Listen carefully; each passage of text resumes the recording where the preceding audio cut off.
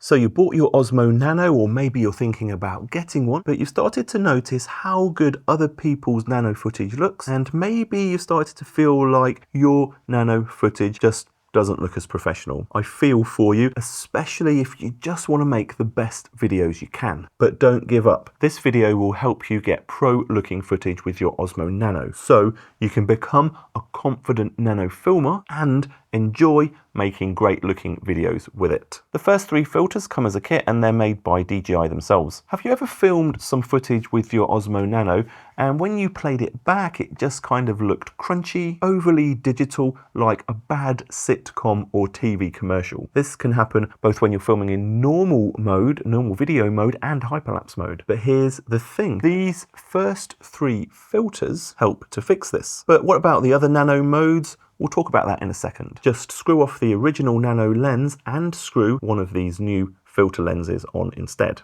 These are three different strengths of neutral density filters, or ND for short, that block some of the brightness getting into your nano. Now you can set a custom movie-like shutter speed in your nano that's going to be roughly double whatever frame rate you're using, and then your nano videos will look more like a movie and less like a sitcom. Now with these filters you'll have that movie-like motion blur. Links to all the filters I'm talking about will be in this video's description. What about filming with other modes on the Nano, like the time-lapse mode? That's where the fourth filter I'm going to talk about comes in handy.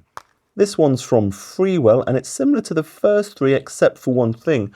When you're filming a time-lapse with your Osmo Nano, it often looks jerky or not very smooth or not very silky looking. I personally feel they can look really bad, especially when there's a lot of movement like waves crashing on a beach. And this fourth filter is an ND filter taken to the max. It blocks a massive amount of light getting into your Osmo Nano sensor, which means you can set an even longer shutter speed for your time lapses to really get nice blurry movement. So instead of a time lapse that looks like this, you get one that looks like this instead. Transform all aspects of your nano videos with this playlist. I'm Jason Roberts. Please subscribe. Hopefully I'll see you in the next video.